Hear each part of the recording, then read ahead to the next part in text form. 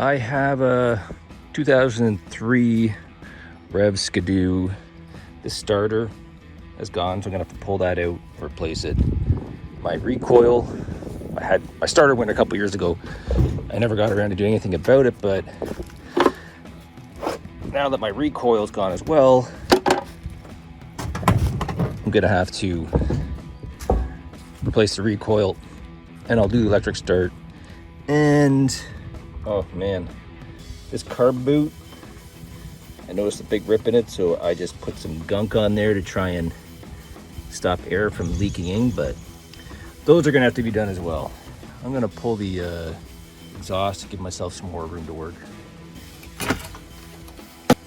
Gonna disconnect the sway bar.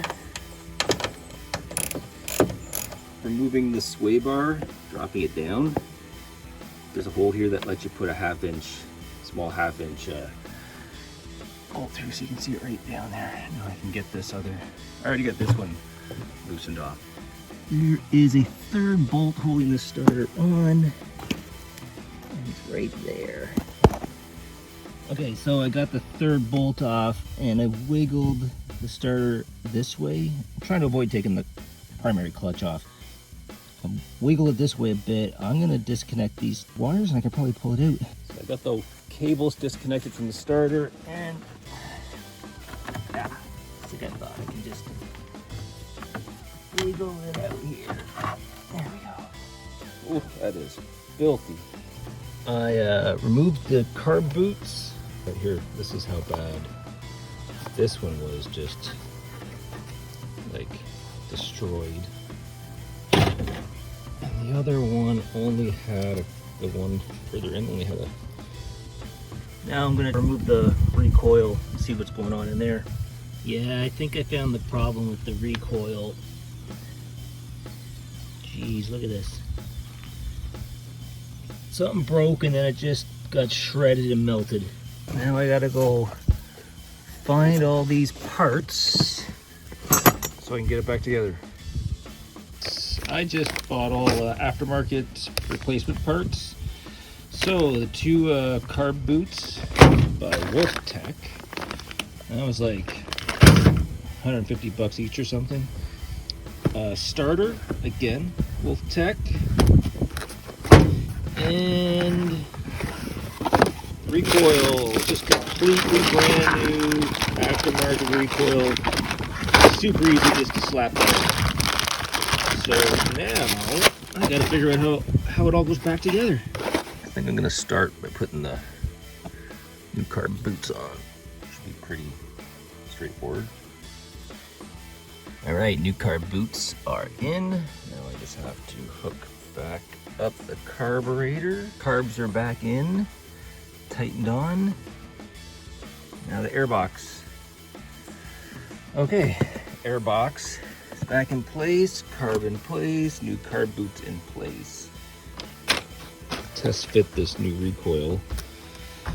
And I cut away the line from the old one and left it intact because it actually runs through some sleeving here, so it'll be easier just to attach the new one to the old one so I don't have to try and feed that through again. Okay, first things first is I've tied a loose knot. I pulled out a lot of the coil, not all of it. I then taped it to the old one, and I'm just going to pull it through nice and gently. Hopefully. There we go. I'll tie off the end to my handle, and that'll allow me to untie this knot now, and then I can align the bolts. That was easy, 4 bolts, and back in business. I've got the starter just loosely attached here, just to the positive and the ground, because I want to make sure it actually works. This was the problem. It stopped working years ago, and I just started using the manual starter, and Never got around to replacing this, so let's go give it a test. Just a quick click. Yes! Okay. I thought it might have been some wiring issues, but that is nice to have that back. Okay, starter is back in, and I just had it running briefly, but I can't let it run more than a second or two because I lost all my coolant when I had removed the carburetor here, and it disconnected over there and poured all over. So I gotta get more coolant. I actually I've drained the gear chain oil, the gear case oil, so I gotta replace that as well and get the mufflers back on. But I will let it run for a bit once I have the coolant with some stabilizer in there, and then I'll be good to go for next winter, I hope. Mufflers back in. It's just all stock. Well, except for the lunch box.